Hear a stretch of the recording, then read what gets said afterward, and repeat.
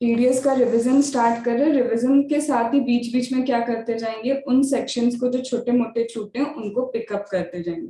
सबसे पहले हमने बोला था टैक्स डिडक्शन एट सोर्स क्या होता है। टैक्स डिडक्शन एट सोर्स का मतलब है जो इनकम आपकी प्रीवियस ईयर की है उसको हम प्रीवियस ईयर में ही टैक्सेबल कर देंगे, असेसमेंट ईयर तक उसको ड्रैग नहीं किया जाएगा। Point number 1। सेकेंड पॉइंट ये था कि टीडीएस उसी इनकम पे डिडक्ट होता है। टीडीएस उसी इनकम पे डिडक्ट होता है जो इनकम टैक्सेबल होगी। अगर इनकम ऑलरेडी ही एग्जेम्प्ट है तो तुम उसको टैक्सेबल कर ही नहीं सकते हो। 2 पॉइंट हो गए। फिर बोलते हैं ये जो टीडीएस है ना, ये टीडीएस कब आप डिडक्ट करोगे, इन जनरल क्रेडिट और पेमेंट विच एवर अर्लियर पे क्या होगा, ये डिडक्ट होगा। लेकिन हाँ, कुछ केसेस ऐसे हैं जहां पे सिर्फ पेमेंट बेसिस पे ही क्या होता है, हमारा टैक्स डिडक्शन एट सोर्स होता है। जिसमें पहला हमने किया था सेक्शन नंबर 192 जो आपका सैलरी का है, फिर सेक्शन नंबर 192A जो आपका ईपीएफ का है, 194 आपका किसका है, क्रॉसवर्ड पजल वगैरह वाली विनिंग का, 194 डबल बी किसका है, हॉर्स रेस वगैरह वाली विनिंग का।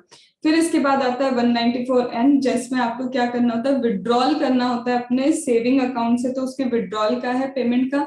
194D है किसका, डिविडेंड पेमेंट का। तो यहाँ पे बोलते हैं, फिर एक आता है कंपलसरी एक्विजिशन किया। तो ये 7 चीजें हैं, कंपलसरी एक्विजिशन, विड्रॉल, उसके बाद 194B डबल बी, 192 192A, ये सारी चीजें, और 192D डिविडेंड का, इन सब चीजों को मिला के बोलते हैं कि भाई पेमेंट बेसिस पे टीडीएस डिडक्ट होगा।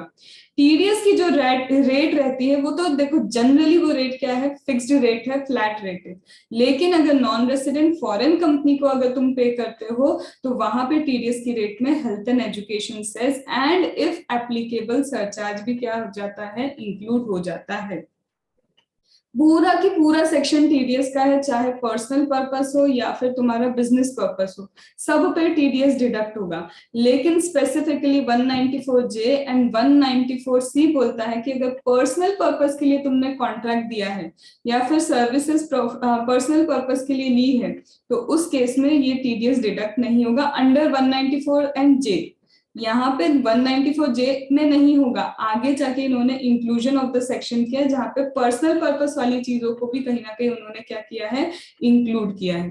फिर बोलते हैं जब आप टीडीएस अप्लाई करते हो तो अगर गुड्स सेल किए तो गुड्स के वैल्यू को हटा देना, हम सिर्फ वैल्यूएशन ऑफ सर्विस जो है उसके ऊपर क्या लेंगे, टीडीएस डिडक्ट करवाएंगे। लेकिन ये कहाँ पे है, कुछ कुछ जगह। अब देखो आगे चल के तुमको पता है मोटर व्हीकल है, गुड्स है, उस पे भी टीडीएस उसकी वैल्यू पे भी जाता है। तो ये हर सेक्शन के लिए नहीं है, इन जनरल बोल रहे हैं। इन जनरल अगर आप क्या करते हो, गुड्स भी बेच रहे हो, सर्विस भी बेच रहे हो, तो हम तो क्या करेंगे, जो सर्विस की वैल्यू उस पर टीडीएस ले लेंगे। लेकिन अगर आपने बाइफर्केशन नहीं किया, सब मिक्सचर लिखा है and we are unable to bifurcate, in that case आपके पूरे वैल्यू पे टीडीएस का क्या होना है, डिडक्शन होना है। ये थे हमारे सारे क्या जनरल पॉइंट्स। फिर इसके बाद मैम सपोज करो अगर टीडीएस डिडक्ट करना होता है तो पेन फर्निश करना होता है, इट इज कंपलसरी कि आपको आपका पेन फर्निश करना पड़ेगा।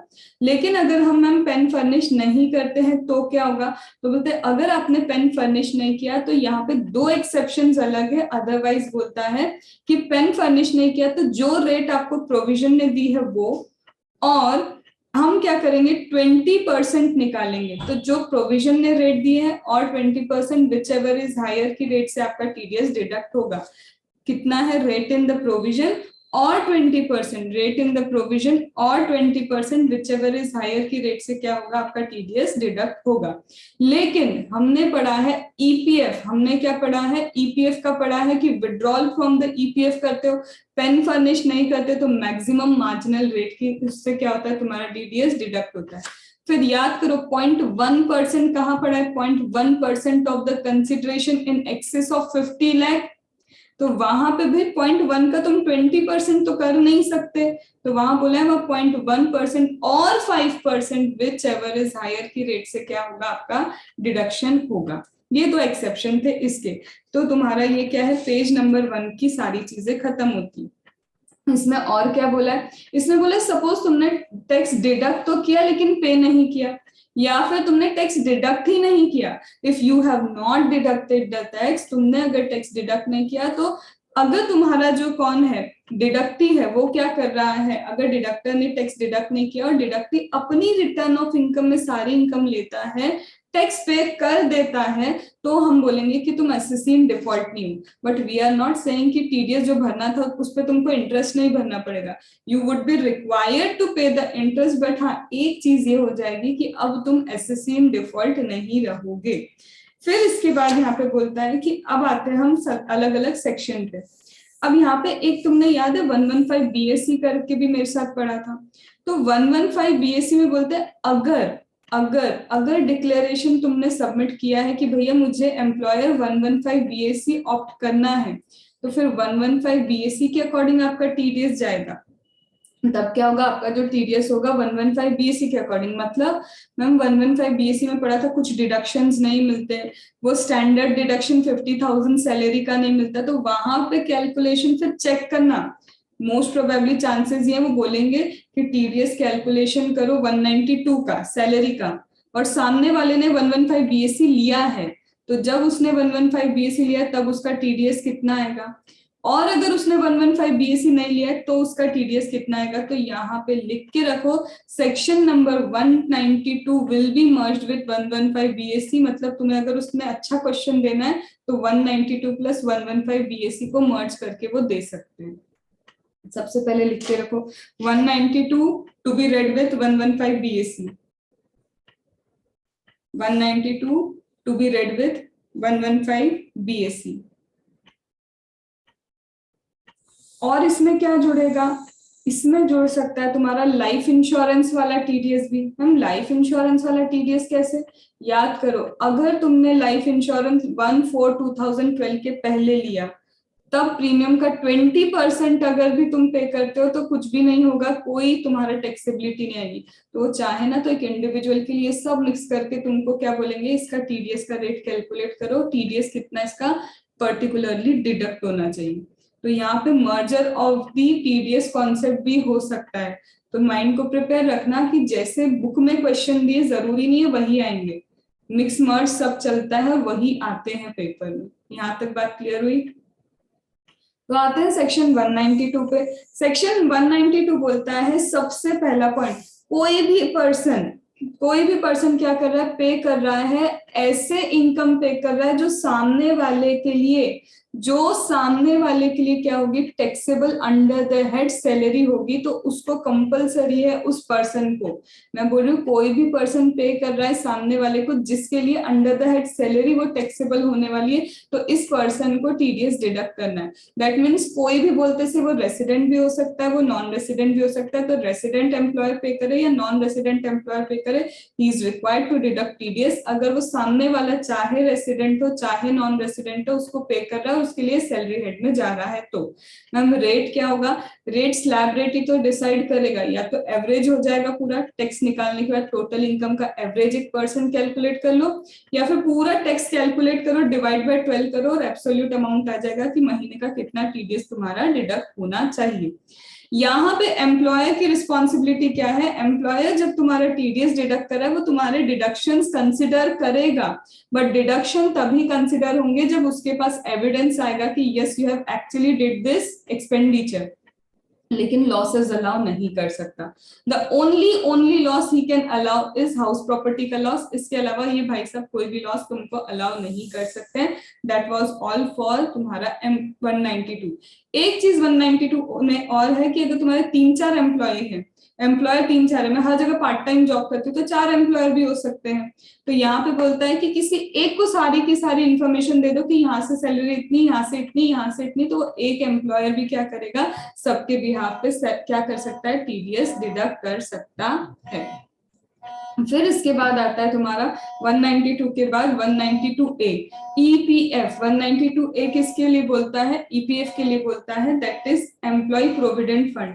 तो 192A बोलता है कि जब भी तुम ईपीएफ में से विड्रॉ करते हो, जब भी तुम क्या करते हो, ईपीएफ में से विड्रॉल करते हो, 50,000 भी अगर तुमने विड्रॉ किया, इट इज ऑन 50,000 ऑल्सो, कि अगर तुम 50,000 पे भी विड्रॉल कर रहे हो तो उस केस में तुम्हारा 10% पे टीडीएस डिडक्ट होगा। अब इसमें बोलता है कि यहाँ पे अगर तुमने पेन नहीं दिया तो क्या होगा, एमएमआर की रेट से क्या होगा डिडक्शन। अब यहाँ पे कुछ रूल है, रूल क्या बोलता है, 5 साल अगर आपने उस जगह पे काम किया है तो 6th year 7th year 8th year कभी भी फिर विड्रॉल करोगे तो टीडीएस क्या नहीं होगा, डिडक्ट नहीं होगा। एक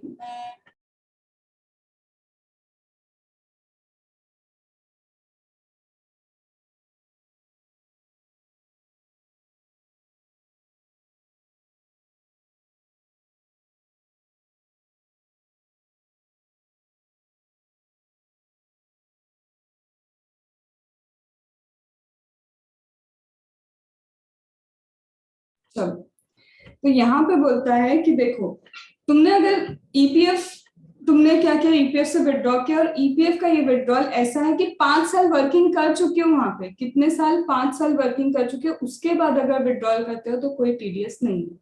लेकिन मैम हमको 5 साल के अंदर ही विड्रॉल करना पड़ गया, क्यों करना पड़ गया तुमको 5 इयर्स के अंदर विड्रॉल, क्योंकि हमारी तबीयत खराब थी, अब हम वर्किंग नहीं कर सकते, वी आर डिजेबल्ड, या फिर ऐसा कुछ हो गया कि चाह के भी अब काम नहीं हो पाएगा, तब विड्रॉ कर रहे हो, डन, चलेगा। दूसरा बोलते हैं बिजनेस ही सामने वाले का डिसकंटिन्यू हो गया, जब उसका बिजनेस डिसकंटिन्यू हो गया तब तो तुमको विड्रॉ करना ही पड़ेगा। या फिर एक एम्प्लॉयर जो ईपीएफ के अंडर है उससे पैसा निकाल के दूसरे एम्प्लॉयर की तरफ शिफ्ट हो रहे हो, जिसका भी ईपीएफ के अंदर क्या आता है, पूरा वर्किंग आती है, तो भी तुम्हारा टीडीएस डिडक्ट नहीं होगा। फिर इसके बाद आते हैं किस पे, ये हो गया 192A। फिर आते हैं हम 193। 193 किस चीज का था, 193 था तुम्हारा इंटरेस्ट ऑन सिक्योरिटी, कितने पे, 10%। पूरे टीडीएस में जहां जहां बोलूंगी कि resident as well as non resident है, वहीं resident as well as non resident है, अदरवाइज सिर्फ रेसिडेंट पर्सन के लिए ही टीडीएस क्या होता है, एप्लीकेबल होता है।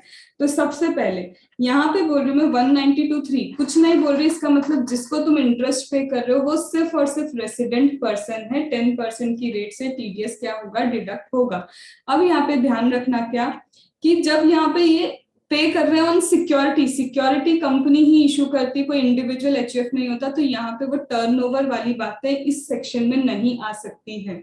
अगर एलआईसी को पे करो, जीआईसी को पे करो, अदर इंश्योरर को पे करो, एलआईसी जीआईसी अदर इंश्योर पर अगर क्या कर रहे हो, पे कर रहे हो, या फिर तुम्हारा जो इंटरेस्ट है, कौन से डिबेंचर का इंटरेस्ट, पब्लिक कंपनी का डिबेंचर है, पब्लिक कंपनी के डिबेंचर पे जो इंटरेस्ट तुमको मिल रहा है वो सिर्फ 5,000 तक का है। तो अगर इंडिविजुअल और एचयूएफ को ये इंटरेस्ट दे रहे हो, देना भी इंडिविजुअल एचयूएफ को है, 5,000 तक है, अदर देन कैश देना है, डिबेंचर भी पब्लिक कंपनी का होना चाहिए, तभी हम बोलते हैं कि ये क्या हो जाएगा, एग्जेम्प्ट है, तुम्हारे लिए कोई टीडीएस नहीं लगेगा। याद रखना, डिबेंचर होना भी पब्लिक कंपनी का चाहिए, पेमेंट भी कैश में नहीं होना चाहिए, पेमेंट भी इंडिविजुअल एचयूएफ को ही होना चाहिए। अगर कंपनी को हुआ तो कंपनी को तो वैसे भी कोई एग्जेम्पशन नहीं है, वहां पे तो 5 का 1,000 भी कंपनी को पे करोगे तो उसके लिए क्या होगा, टीडीएस डिडक्ट होगा। National development bond, national saving certificate, ये सारे सर्टिफिकेट या saving scheme of central government 10,000 तक की सेविंग होती है तो क्या है, एग्जेम्प्टेड है, कोई टीडीएस नहीं लगेगा। सबसे इंपॉर्टेंट फिर आता है 194 डिविडेंड का। 194 डिविडेंड क्या बोलता है, पहले तो ये काम का था नहीं, अब काम का है कि डिविडेंड पे भी 10% का क्या लगेगा, टैक्स लगेगा, dividend to be paid to resident person. जब तक कुछ नहीं बोले सब रेसिडेंट पर्सन चल रहा है, लेकिन यही डिविडेंड अगर 5,000 तक का आप पे करते हो, कितना, 5,000 तक का डिविडेंड सिर्फ इंडिविजुअल है, ओनली इंडिविजुअल, एचयूएफ भी नहीं है। तो अगर 5,000 का डिविडेंड आप एक इंडिविजुअल को अदर देन कैश में पे करते हो तो अगेन कोई टीडीएस नहीं। मैम इंटरेस्ट 5,000 तक का इंडिविजुअल या एचयूएफ दोनों को, डिबेंचर पब्लिक कंपनी का होना चाहिए, यहाँ पे 5,000 ही है लेकिन to be paid only to the individual, तब क्या होगा, एग्जेम्प्ट होगा। फिर याद करो, एसपीवी बिजनेस ट्रस्ट को डिविडेंड देता है, एग्जेम्प्ट है। बिजनेस ट्रस्ट जब मैम यूनिट होल्डर्स को देता है तब भी एग्जेम्प्ट हो सकता है, अगर जो सबसे पहले एसपीवी है उसने कितने पे टैक्स पे किया है, फुल 30% के रेट से उसने क्या किया है, टैक्स पे किया है। तो याद आ रहा है कॉन्सेप्ट। अब जो कल किया था 194A, that was really very important. तो 194A में सबसे पहले ही जाते हैं क्या, 194A बोलता है interest other than interest on security, थोड़ा सा स्लो जा रही हूँ क्योंकि कल इसमें बहुत सारे गोल गोल वो थे चीजें। Interest other than interest on security क्या बोलता है? Other than interest on security, security नहीं है, इसका मतलब लोन पे भी इंटरेस्ट मिलता है, मुझे कंपनसेशन पे भी इंटरेस्ट मिलता है, मुझे अलग अलग तरह से इंटरेस्ट मिलते हैं, तो यहाँ तो इंडिविजुअल भी इन्वॉल्व हो सकता है, एचयूएफ भी। तो पहली चीज, हे इंडिविजुअल एचयूएफ, हे इंडिविजुअल, हे एचयूएफ, अगर तुम क्या कर रहे हो, इंटरेस्ट पे कर रहे हो और तुम्हारा टर्नओवर पिछले साल 1 करोड़ क्रॉस नहीं हुआ या 50 लाख का ग्रॉस रिसिप्ट क्रॉस नहीं हुआ है, तो छोड़ो, तुमको टीडीएस क्या नहीं करना, डिडक्ट नहीं करना है। ये बात याद रखना, कहाँ पे इंडिविजुअल इन्वॉल्व होगा, वहां पे ये दिया हुआ है कि तुम्हारी पिछली बार की टर्नओवर वगैरह देख लो। तो बोलते हैं इंडिविजुअल एचयूएफ, तुम्हारा पिछली बार 1 करोड़ या 50 लाख क्रॉस नहीं हुआ है तो तुमको टीडीएस डिडक्ट नहीं करना। फिर से कुछ नहीं बोला, तो ये फिर से सेक्शन रेसिडेंट पर्सन के लिए ही है कि भाई रेसिडेंट पर्सन को अगर इंटरेस्ट पे करते हो तो कोई टीडीएस डिडक्ट नहीं होगा। तो टीडीएस क्या होगा, 10% से डिडक्ट होगा। अब कब कब टीडीएस डिडक्ट नहीं होता, देखो भाई, पेमेंट करने वाला कौन हो सकता है? बैंक हो सकता है, यस। कोऑपरेटिव बैंक हो सकता है, यस। या तो बैंक, कोऑपरेटिव बैंक या पोस्ट ऑफिस, या तो बैंक, कोऑपरेटिव बैंक या फिर पोस्ट ऑफिस, ये इंटरेस्ट पे कर सकते हैं। जब बैंक पे कर रहा है, कोऑपरेटिव बैंक पे कर रहा है या पोस्ट ऑफिस पे कर रहा है, तो ऐसे केस में फिक्स डिपॉजिट के लिए पे किया, रेकरिंग डिपॉजिट के लिए पे किया, फिक्स डिपॉजिट या रेकरिंग डिपॉजिट के लिए पे किया 40,000 अगर वो सीनियर नहीं है और 50,000 अगर सामने वाला सीनियर पर्सन है। सेविंग वाला जो बोलते हैं, हमारा सेविंग अकाउंट का वहां 10,000 तक एग्जेम्प्ट रहता है, तो 10,000 तक एग्जेम्प्ट, मतलब कोई टीडीएस वगैरह डिडक्ट नहीं होगा। पर मैम इनको इंटरेस्ट मिल रहा है, तो बैंक किसी से इंटरेस्ट ले रहा है क्योंकि लोन दिया है, बैंक ले रहा है, पोस्ट ऑफिस ले रहा है, कोऑपरेटिव ओनली बैंक ले रहा है, तो यहाँ पे ये चीज नहीं है, यहाँ पे कोई टीडीएस ही नहीं लगेगा। तो देते वक्त टीडीएस के कॉन्सेप्ट है, लेते वक्त इनके कोई टीडीएस के कॉन्सेप्ट नहीं थे, पहला पॉइंट। फिर मैम सपोज करो कोऑपरेटिव सोसाइटी होती, तो कोऑपरेटिव सोसाइटी है, अगर ये दे रही है अपने ही मेंबर्स को, अगर क्या दे रही है, इंटरेस्ट दे रही है, तो कोई टीडीएस नहीं था। लेकिन कोऑपरेटिव सोसाइटी दूसरी कोऑपरेटिव सोसाइटी को भी देगी, तब भी कोई टीडीएस यहाँ पे नहीं था। तो खुद के मेंबर्स को दे, नो टीडीएस, किसी और कोऑपरेटिव सोसाइटी को दे, नो टीडीएस। पर मैम अगर ये ले रही है तो, अगर ले रही है तो भी टीडीएस लगेगा, क्योंकि हमने बैंक, कोऑपरेटिव बैंक और किसको कवर किया, पोस्ट ऑफिस, यहाँ पे कोऑपरेटिव सोसाइटी नहीं है। तो चाहे वो देंगी चाहे वो लेंगी, दोनों जगह टीडीएस के कॉन्सेप्ट है, सिर्फ 2 जगह हटते हैं टीडीएस के कॉन्सेप्ट, जब खुद के मेंबर्स को पे कर रहे हैं या फिर दूसरी कोऑपरेटिव सोसाइटी को ये पे करते हैं। अब मैम यहाँ पे लिमिट क्या है, क्या है 40,000 50,000 की लिमिट है? नहीं। कोऑपरेटिव बैंक होगा तो 40-50,000 की लिमिट लगती है, पर अगर ये कोऑपरेटिव सोसाइटी है तो 5,000 वाली लिमिट के अंदर ही आते हैं कि अगर तुमने पे किया 6,000 टीडीएस डिडक्ट होगा, तुमने रिसीव किया 6,000 टीडीएस डिडक्ट होगा, मतलब 5,000 से ऊपर जब भी पेमेंट और रिसिप्ट होगा कोऑपरेटिव सोसाइटी के लिए तो टीडीएस आएगा, क्योंकि कोऑपरेटिव सोसाइटी अदर्स में आ जाती है। इसके अलावा सपोज करो मैम मैं इंडिविजुअली, ध्यान से सुनना और मुझे बताना, मैं इंडिविजुअल हूँ, मैं किसी को क्या कर रही हूँ, पेमेंट कर रही हूँ, कितना, 10,000 रुपए का, क्या मैं टीडीएस डिडक्ट करूंगी? तो एकदम से 5,000 के ऊपर सुन के हाँ मत करना। इंडिविजुअल है तो पहले उसका टर्नओवर पिछले ईयर का देखना कंपलसरी है कि भाई तुम्हारा 1 करोड़ या फिर 50 लाख क्रॉस तो नहीं होता है। तो ये था हमारा किसका 194 ए, जो सबसे क्रिटिकल पार्ट था यहाँ था। फिर बोलते हैं मोटर व्हीकल एक्सीडेंट का कंपनसेशन तुमको मिलता है, उस पर भी इंटरेस्ट मिलता है। मोटर व्हीकल कंपनसेशन जो है उस पे तुमको क्या मिलता है, एक्सीडेंट का कंपनसेशन मिलता है, उस पे भी इंटरेस्ट मिल रहा है। तो भाई वो इंटरेस्ट तो एग्जेम्प्ट है, लेकिन सिर्फ 50,000 तक एग्जेम्प्ट है। और हाँ एक और चीज, यहाँ पे एक्सेप्शन है इसका, कि जब ये तुम्हें रिसीव होगा ना तभी तुम इसका टीडीएस डिडक्ट करोगे। ऑल्दो 194 एक क्रेडिट और पेमेंट विचएवर इज अर्लियर की बात करता है, लेकिन यहाँ पे तुम्हें रिसीव जिस वक्त होगा उसी वक्त क्या होगा, मतलब पे जिस वक्त होगा उसी वक्त इस पे टीडीएस डिडक्शन की बातें आएंगी। फिर इसके बाद यहाँ पे भी वही चीज है, पार्टनर्स को इंटरेस्ट पे करोगे तो भी कोई टीडीएस नहीं है, क्योंकि भाई पार्टनर्स की ऑलरेडी पीजीबीपी हेड में जाके क्या याद आ रहा है, interest, remuneration, bonus, commission, section 28 में लिखा था अगर तुम पार्टनर्स को पे करते हो तो पीजीबीपी हेड का उनका पार्ट बनता है, तो वो ऑलरेडी पीजीबीपी में क्या हो जाएगा, नॉर्मल रेट से पूरा उनका टैक्सेबल होगा, यहाँ कोई टीडीएस की जरूरत नहीं। हम इनकम टैक्स का रिफंड है तो इनकम टैक्स का अगर आप रिफंड देखते हो तो इनकम टैक्स के रिफंड के इंटरेस्ट पे भी कोई टीडीएस को क्या नहीं करते हैं, डिडक्ट नहीं करते हैं। इतनी चीजें हमने 194 में की।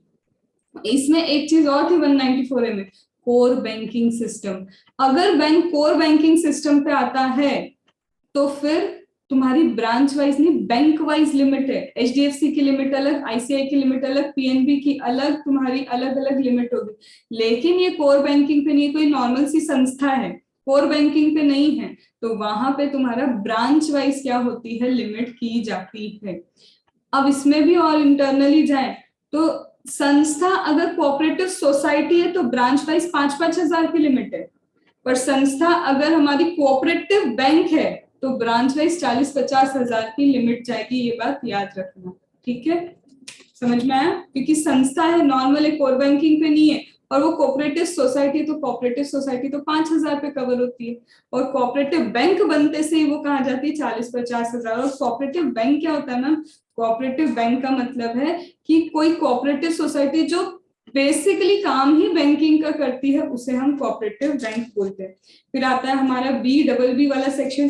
तो हमारा जो BBB वाला सेक्शन बोलता है कि सबसे पहले यहाँ पे 192 लिखा है, इट वुड बी 194, ठीक है, ये एक बार करेक्शन करना।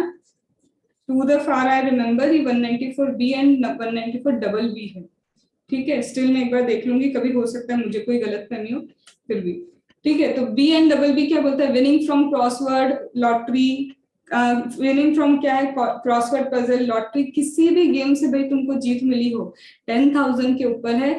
अब ये फिर से section resident as well as non resident के लिए। तो अभी तक 192 रेसिडेंट नॉन रेसिडेंट का था, ये भी क्या है, resident as well as non resident के लिए, कि 30% पे तुम्हारा टीडीएस लगेगा अगर 10,000 के ऊपर जाते हो तो। 194BB क्या है? 194BB winning from horse race के बारे में बोलता है कि विनिंग फ्रॉम हॉर्स रेस से भी 30% है अगर तुम 10,000 के ऊपर जाते हो। यहाँ पे एक चीज हमने की थी, वो क्या थी कि मैम काइंड में भी तो विनिंग होती है, बिल्कुल काइंड में विनिंग होती है। तो तुमने क्या किया, क्रॉसवर्ड पजल में कुछ जीता और तुमको कार मिली, तो बोलते हैं कि तब तक तुमको कार रिमिट नहीं की जाएगी जब तक तुम उसका टीडीएस पे करके नहीं आ जाओगे। फिर मैम हो सकता है जैसे हॉर्स रेस की बात करो तो वहां पे क्या होगा, कैरी फॉरवर्ड किए हुए लॉसेस होंगे, तो बोलते हैं पहले लॉसेस सेट ऑफ नहीं होंगे, पहले ग्रॉस देखो, ग्रॉस पे टीडीएस डिडक्ट करो, उसके बाद हम देखेंगे कि कौन से लॉसेस, कौन से एक्सपेंस तुम्हारे अलाउ होते भी हैं या नहीं होते, वो बाद की बात है। तो ग्रॉस पे ही क्या होगा, तुम्हारा टीडीएस डिडक्ट होगा। इंपॉर्टेंट 194C किया था। 194C तो बहुत ही इंपॉर्टेंट था, इसमें हमने स्टेप्स लिखी थी कि क्या क्या चीजें सोचनी पड़ती है। सबसे पहले मैं आती हूँ अपने आप पे, that is I am the contractee, मैं कॉन्ट्रैक्ट देने जा रही हूँ। तो सबसे पहले अगर मैं इंडिविजुअल हूँ, एचयूएफ हूँ, तो मैं अगर कॉन्ट्रैक्ट दे रही हूँ तो हाँ भैया मुझे मेरा टर्नओवर चेक करना पड़ेगा, क्योंकि कॉन्ट्रैक्ट तो एक इंडिविजुअल एचयूएफ भी दे सकता है। तो इंडिविजुअल एचयूएफ अगर कॉन्ट्रैक्ट दे रहा है तो तुम्हें चेक करना है कि भाई उसका टर्नओवर पिछले साल 1 करोड़ या 50 लाख वाला तो नहीं है, पहला। दूसरा, अगर ये इंडिविजुअल एचयूएफ कॉन्ट्रैक्ट दे रहा है तो कहीं उसने पर्सनल पर्पस के लिए तो ये कॉन्ट्रैक्ट नहीं दे दिया, क्योंकि याद करो शुरू में ही बोला था 194C एंड जे पर्सनल वालों के लिए क्या है, नहीं है। देते वक्त देखो टर्नओवर, देते वक्त देखो इसका क्या इंटेंशन, अगर पर्सनल पर्पस के लिए दिया है और टर्नओवर भी क्रॉस नहीं हुआ है, दोनों में से कुछ भी हो गया तो टीडीएस क्या होगा, डिडक्ट नहीं होगा। अब देना है तो किसको देना है, देना है तो तुमको देना है सिर्फ रेसिडेंट कॉन्ट्रैक्टर को। रेसिडेंट कॉन्ट्रैक्टर को पे कर रहे हो तो 194C में तुम्हारा क्या जाएगा, डिडक्शन जाएगा। मैम नॉन रेसिडेंट को भी तो दे सकते हैं, वहां पे 195 आ जाता है। नॉन रेसिडेंट को दोगे तब भी ऐसा नहीं बोले टीडीएस डिडक्ट नहीं होगा, तब 195 में आएगा नॉर्मल रेट पे। पर अगर रेसिडेंट को देते हो तब तुम आते हो 194C के अंदर। अभी तक ये बातें चल ही रही थी कि हमको याद आया कि मैम इंडिविजुअल एचएफ के अलावा कंपनी भी तो कॉन्ट्रैक्ट दे सकती है, तो कंपनी के केस में तो ऑलवेज टीडीएस ये डिडक्ट करेंगे। इनको पर्सनल पर्पस भी नहीं सोचना, इनको इंडिविजुअल भी नहीं सोचना, इनको आगे देखना है कि भाई कंपनी ने क्या किया, नॉन रेसिडेंट को, कंपनी ने नॉन रेसिडेंट को क्या दिया, कॉन्ट्रैक्ट। टीडीएस तो कंपनी डिडक्ट करेगी, लेकिन अब 195 में कंपनी ने रेसिडेंट को कॉन्ट्रैक्ट दिया, टीडीएस डिडक्ट करने ही जा रही थी, लेकिन अभी उसने बोला रुको इतनी जल्दी क्या है, पहले देखो क्या पेमेंट जो तुमने किया 30,000 है सिंगल कॉन्ट्रैक्ट का, हाँ भैया कॉन्ट्रैक्ट में तो हमने सिर्फ 30,000 पे किए, तो रोक लो अपने हाथ, टीडीएस डिडक्ट नहीं होगा। फिर इसके बाद ओवरऑल कॉन्ट्रैक्ट वैल्यू भी साथ साथ देखते जाओ। कैसे देखा था मैम, हम पहली बार 30,000 पे किए, कोई टीडीएस नहीं। फिर हमने 30,000 पे किया, कोई टीडीएस नहीं है। फिर 30,000 पे किया तो भी कोई टीडीएस नहीं। मैम फिर से 30,000 पे कर रहे, अब टीडीएस डिडक्ट होना स्टार्ट होगा, क्योंकि 1 लाख के ऊपर तुम्हारी क्या निकल गई, वैल्यू निकल गई। अब सुनना ध्यान से, जैसे ही तुम्हारी वैल्यू 1 लाख के ऊपर निकली, अब तुम 5,000 भी उसको पे करोगे, अब क्या करोगे, उसको 5,000 भी पे करोगे, तो हाँ भैया अब तो टीडीएस की क्या लगेगी, झड़ी लगेगी, अब टीडीएस डिडक्ट होगा, क्योंकि एग्रीगेट भी क्या हो चुका है, क्रॉस हो चुका है। तो एग्रीगेट के बाद तुम चाहे 5,000 दो, 10,000 दो, 50,000 दो, हमेशा ही टीडीएस है। एग्रीगेट से नीचे तुम 30 करते आ रहे थे, तब तक चल रहा था। एक बार एग्रीगेट क्रॉस हुआ 1 लाख के ऊपर, अब तो जो पेमेंट करोगे हर पेमेंट पे क्या होगा, टीडीएस होगा। फिर इसमें एक एक्सेप्शन दिया था, ट्रांसपोर्टर का इंपॉर्टेंट एक्सेप्शन, जिसका एग्जांपल भी किया था।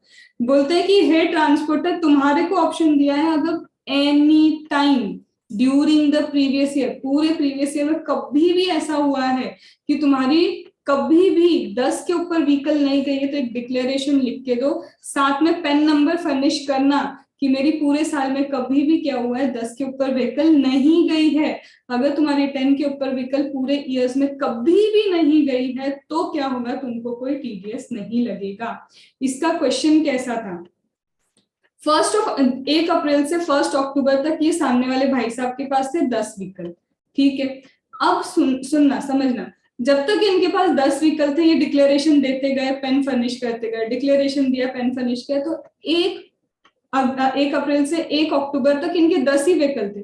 कभी 50,000 पे कर रहे, कभी 1 लाख पे हो रहा है, कभी इतना पे हो रहा है, कभी उतना, कोई टीडीएस नहीं है। यहाँ पे 30,000 लिमिट देखने की गलती मत करना, यहाँ कोई टीडीएस नहीं, क्योंकि उसकी मेन कंडीशन है 10 के व्हीकल होने चाहिए, ठीक है। जैसे ही उन्होंने क्या किया, फिर 1 अक्टूबर के बाद 4 व्हीकल और खरीद लिए। सिर्फ 2 दिन रखे थे वो 4 व्हीकल, सिर्फ 2 दिन रखे थे, लेकिन 1 अक्टूबर के बाद तुम्हारे व्हीकल 10 के ऊपर निकल चुके हैं। 2 दिन बाद उन्होंने क्या किया, सारे के सारे व्हीकल बेच के सिर्फ 1 व्हीकल अपने पास रखा। हमको इससे कोई मतलब नहीं है कि अब तुम्हारे पास 1 बचा कि 2 बचे, any time during the previous year 10 के ऊपर निकल चुके हो ना। अब तुम आगे जाके अब जितना भी इस ईयर बचे कुछ ईयर में जितना भी पे करोगे, हाँ 30,000 पे करोगे, चलो मानते हैं कि अभी तुम्हारा पेमेंट क्या होगा, टीडीएस लायक नहीं है। पर जहां फिर से 1 लाख के ऊपर निकले प्लस 30,000, फिर उसके ऊपर कितना भी पे करो, तुमको क्या लगेगा, टीडीएस लगेगा। ये चीज पूरी ध्यान रखना है, ठीक है। तो ये हो गया हमारा क्या, 194C। फिर इसके बाद आते हैं 194C में ही एक चीज देखी थी कि तुम जाते हो किसके पास गए, हम गए थे एकता कपूर मैडम के पास, उनको बोला हमको एक सीरियल बना बनाया दे दो। उन्होंने बना बनाया सीरियल दिया, भैया वो तो सेल है, that is nothing, sale of good, उस पे 194C नहीं आता। पर मैडम को हमने बोला ऐसा करना वैसा करना, इसको मारना, इसको जिंदा करना, इसकी प्लास्टिक सर्जरी करवाना, सब हमने बताया कि ऐसा ऐसा पूरी स्टोरी चलनी चाहिए। तो वो तो तुम अपने स्पेसिफिकेशन के अकॉर्डिंग बता रहे हो, तो जब तुम अपने स्पेसिफिकेशन के अकॉर्डिंग बताते हो तब 194C लगता है। 194C लगने के लिए सबसे पहले तो वो वर्क होना चाहिए, अगर वो वर्क नहीं है तो फिर 194C भी नहीं है। वर्क में क्या देखा था, एडवर्टीजमेंट था, रोक रही हूँ, एडवर्टीजमेंट था। सुनना, तुमने किसी को बोला भाई हमको एडवर्टीजमेंट करना है, हमारा एडवर्टीजमेंट करवा दो। अब बोलोगे किसको, इसको ध्यान से सुनना, I am giving a linkage to the two topics. मैं हूं, ठीक है, एज एन इंडिविजुअल जो रेसिडेंट है, एज एन इंडिविजुअल जो रेसिडेंट है, मैं किसी और रेसिडेंट को बोल रही हूँ, रेसिडेंट को बोल रही हूँ कि भाई साहब क्या कर दो प्लीज, हमको एडवर्टीजमेंट करवाना है, एडवर्टीजमेंट करवा दो। यहां पे मैं उसको कॉन्ट्रैक्ट दे रही हूँ, रेसिडेंट को कॉन्ट्रैक्ट दे रहा है। जब रेसिडेंट को कॉन्ट्रैक्ट दे रहा है तो उस केस में क्या होगा, टीडीएस आ रहा है 194C का, पहली चीज। फिर मैं ही हूं, मैं क्या बोल रही हूँ, फिर से कॉन्ट्रैक्ट देने की बात कर रही हूँ। अब मैंने किसको दिया, नॉन रेसिडेंट को। अब मैंने किसको दिया, non resident, does not have PE in India, इनका परमानेंट एस्टेब्लिशमेंट भैया इंडिया में नहीं है। अब क्या होगा, अब इक्विलाइजेशन लेवी का कॉन्सेप्ट आएगा, वो पुराना इक्विलाइजेशन लेवी, क्योंकि नॉन रेसिडेंट को दे रहे हो, he does not have PE in India and you are resident. फिर से अब मैं रेसिडेंट ही हूँ, मैं क्या हूँ, रेसिडेंट हूँ। मैं ई कॉमर्स ऑपरेटर को बोल रही हूँ कि हे ई कॉमर्स ऑपरेटर एडवर्टीजमेंट चाहिए, तो याद करो वहां पे लिखा था अगर ई कॉमर्स ऑपरेटर से एडवर्टीजमेंट की सर्विस ले रहे हो तो वो ऑलरेडी फिर भी तुम्हारे 165 में ही कवर होता है, इक्वलाइजेशन लेवी 165 वाला ही लगता है।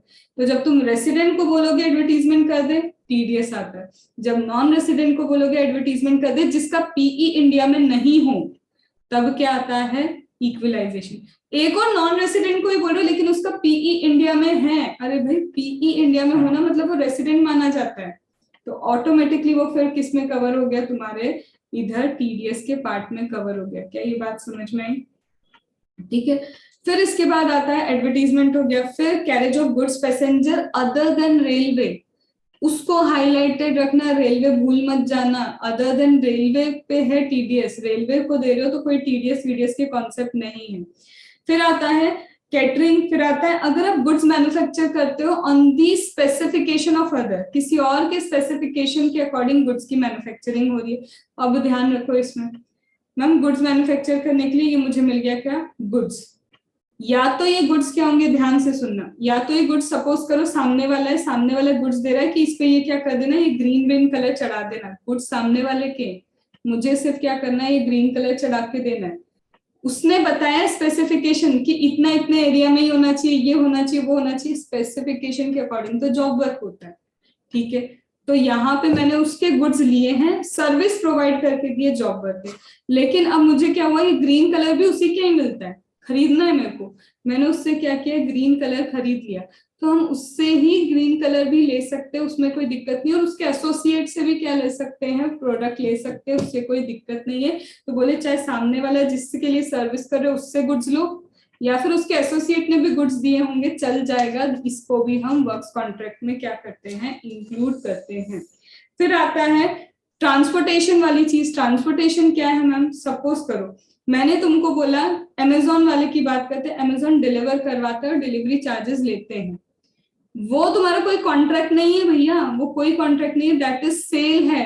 कंपोजिट सप्लाई से लिंक किया था अपन ने इसको, कि अमेजोन जब सेल करता है और डिलीवर करता है, जोमेटो जब तुमको घर तक खाना पहुंचाता है तो उसका मेन पर्पस खाना घर पे पहुंचाने, खाना पहुंचाना है, उसके लिए थोड़ा बहुत डिलीवरी चार्जेस लेते हैं। तो दैट इज नॉट 194C, क्योंकि transportation of goods and passenger अभी पढ़ा है तुमने कि ट्रांसपोर्टेशन ऑफ गुड्स भी 194C में आता है। यहाँ पे वही तुम्हारा आईडीटी का कॉन्सेप्ट लगता है कि प्रिंसिपल नेचर क्या है, प्रिंसिपल नेचर यहाँ पे उसका ये नहीं है कि तुमको ट्रांसपोर्ट करवा के दे, उसका principal nature transportation of goods था। ठीक है, फिर इसके बाद आते हैं 194D। हाँ, इसमें एक और चीज थी, कई बार कंफ्यूज हो गए, 194C आएगा कि 194I आएगा। आई क्या है, रेंट का। हमने एक वेयर हाउस लिया सामान रखने के लिए, वो एक्चुअल में बिल्डिंग ही रेंट पे लेना था, तो वो 194I है। मैंने एक वेयर हाउस लिया जिसमें मुझे चाहिए था एसी कम से कम 15 लगे ही होने चाहिए, क्योंकि मेरे प्रोडक्ट्स खराब हो जाएंगे नहीं तो।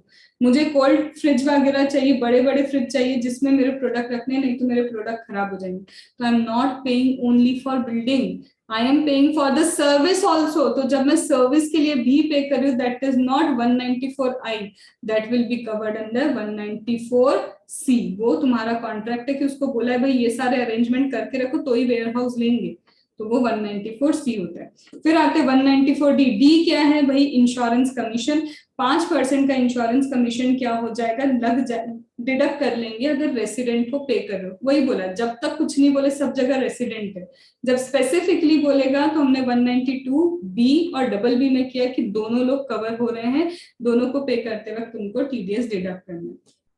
डीए इंपॉर्टेंट था। अब हाँ, कमीशन में 15,000 तक के कमीशन के लिए हमको कोई दिक्कत नहीं है, 15 के ऊपर ही तुम्हारा टीडीएस डिडक्ट होगा।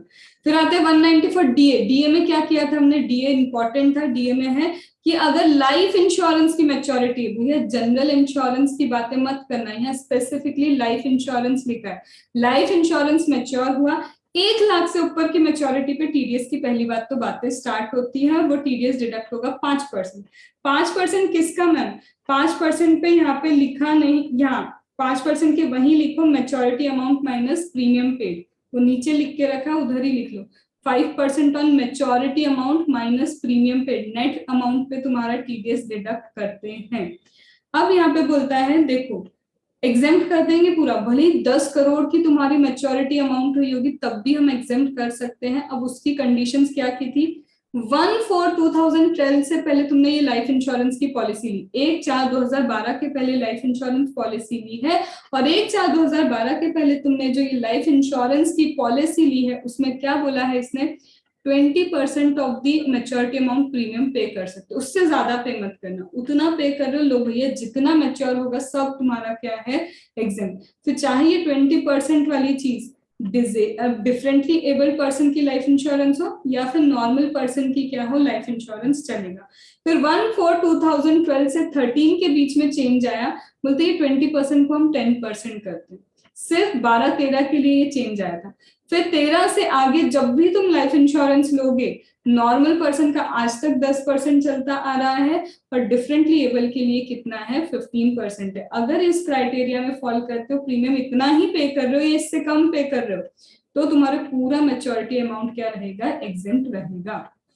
फिर आता है 194E, फिर एक सेक्शन जो सिर्फ और सिर्फ रेसिडेंट नहीं नॉन रेसिडेंट के लिए है, कि non resident sports person, non resident sports association या फिर नॉन रेसिडेंट एंटरटेनर को पेमेंट करते हो, क्यों, वो आके यहाँ पे गेम्स खेल रहा है, वो आके यहाँ पे कोई आर्टिकल वगैरह लिख रहा है, वो यहाँ के आके क्या कर रहा है, कोई भी एडवर्टीजमेंट कर रहा है, तो उसको 20% का टीडीएस है। लेकिन याद करो, जहां जहां नॉन रेसिडेंट आता है वहां सिर्फ 20% नहीं, हेल्थ एंड एजुकेशन सेस और इफ एप्लीकेबल सरचार्ज वाले पॉइंट्स भी आ जाते हैं। तो 192 में भी आएंगी ये चीजें अगर नॉन रेसिडेंट है, बी में भी आएंगी, डबल बी में भी आएंगी, और साथ में तुम्हारी किस में आएंगी 194E में भी यही चीजें आती है। फिर इसके बाद यहाँ पे बोलते हैं 194G, जी फॉर क्या है, गैम्बलिंग, जी फॉर गैम्बलिंग होता है, मतलब गैम्बलिंग क्या है, lottery ticket is a gambling, तो लॉटरी टिकट पे कमीशन पे भी 5% है, किसी भी पर्सन को पे करो, यहाँ एनी लिखा है। फिर आ गया तुम्हारा resident as well as non resident, 15,000 के ऊपर है तो ही टीडीएस डिडक्ट होगा। फिर यहाँ पे बोलते हैं 194H, 194H क्या बोलता है, कमीशन एंड ब्रोकरेज के लिए वही सेम चीज, 5%, 15,000 के ऊपर कमीशन ब्रोकरेज है। कमीशन ब्रोकरेज तो मैम फिर से इंडिविजुअल एचयूएफ भी पे कर सकते हैं, तो बोलो इंडिविजुअल एचयूएफ को, पिछले साल में इंडिविजुअल एचयूएफ तुम्हारा टर्नओवर ग्रॉस से 50 लाख या 1 करोड़ के ऊपर है तो ही टीडीएस डिडक्ट करना, मत वरना मत करना। यहाँ पे भी रेसिडेंट की बात है, मेरे ख्याल से तुम्हें एक स्टिकी नोट में लिखना चाहिए कहाँ का इंडिविजुअल एचयूएफ लिखा है, सिर्फ उन सेक्शंस को निकाल लो। इंडिविजुअल एचयूएफ 194C में लिखा है, तुम्हारा 194A में लिखा है, और ये आ गया तुम्हारा 194H, तो तुमको वो सॉर्टिंग कर लेना चाहिए कि इंडिविजुअल एचयूएफ कहाँ कहाँ पे स्पेसिफिकली बोल के रखें, ठीक है। फिर एक सॉर्टिंग होनी चाहिए जहां, जो मैं बार बार बोल रही हूँ, resident as well as non resident दोनों कहाँ का है, 192B, डबल बी, फिर तुम्हारा अभी कौन सा आया 194G, यहाँ पर अभी क्या चल रहे, दोनों चल रहे थे, ये 4 सेक्शन में अभी दोनों आ गए, रेसिडेंट हो या नॉन रेसिडेंट। और सिर्फ नॉन रेसिडेंट का अब तक हमने 194E पढ़ा, तो सिर्फ एक लिस्ट बनाओ जिसमें नीचे सिर्फ सेक्शन लिखना, पूरा नहीं, सिर्फ सेक्शन का नंबर, तो तुम्हें पता चल जाएगा ये सबके लिए है। सबका तो लिखो ही मत, सिर्फ लिखो रेसिडेंट नॉन रेसिडेंट वाला, और एक लिखो सिर्फ नॉन रेसिडेंट वाला, तो ऑटोमेटिकली बचे हुए सारे सिर्फ रेसिडेंट के ही होते हैं, ठीक है। ये करके रखना और ये मुझे सेंड करना लिखा हुआ। फिर इसके बाद आते हैं हम किस पे, 194I, 194I फिर से बोलता है इंडिविजुअल एचयूएफ, पिछले साल तुम्हारा टर्नओवर ग्रॉस रिसिप्ट अगर क्रॉस नहीं है तो सबसे पहले तो तुमको कुछ भी डिडक्शन नहीं करना है। यहाँ पे बोलता है अगर तुम एक रेसिडेंट पर्सन को रेंट पे कर रहे हो, चाहे प्लांट एंड मशीनरी या बिल्डिंग का पे करो, वही तो कंफ्यूजन था, सी लगेगा या आई लगेगा, तो बोलते प्लांट एंड मशीनरी और या फिर तुम बिल्डिंग के लिए पे करते हो तो प्लांट एंड मशीनरी के लिए 2% का टीडीएस है, बिल्डिंग के लिए 10% का टीडीएस है। अब यहाँ पे एनालिसिस सुनो, अगर तुम पे करे 2,40,000, मेरा घर है, सिर्फ मेरा घर है, मैंने तुमको रेंट पे दिया, सुनना ध्यान से, मैंने तुम्हें रेंट पे दिया, तुम मुझे पेमेंट कर रहे हो, तुम कौन हो, सपोज करो मैंने शिवानी को मेरे घर को रेंट पे दिया, शिवानी मेरे को पे कर रही है कितना, शिवानी मेरे को पे कर रही है 5 लाख रुपीज, ध्यान से, Shivani is paying me 5 lakh rupees, क्या यहाँ पे टीडीएस डिडक्ट होगा, बोलो होगा। अब तुम लोग ने गलती की क्या, तुमने सिर्फ बोला 5 लाख के अकॉर्डिंग। ये तो देखो शिवानी इंडिविजुअल है, और इंडिविजुअल का टर्नओवर तो चेक करो, अगर उसका टर्नओवर क्रॉस नहीं होता तो 5 लाख देने पे भी अभी वो टीडीएस डिडक्ट नहीं करेगी। ठीक है, फिर मैंने शिवानी को बोला कि चलो अब वो दे रही है मुझे 5 लाख और उसका इंडिविजुअल एचयूएफ का टर्नओवर क्रॉस होता है, ठीक है, तो अब टीडीएस डिडक्शन की बात आएगी। और मैंने क्या दिया, बिल्डिंग, तो बिल्डिंग पे कितना है 10%। मैं फर्नीचर दूंगी, कितना है 10%। चलो इतनी बात भी समझ में।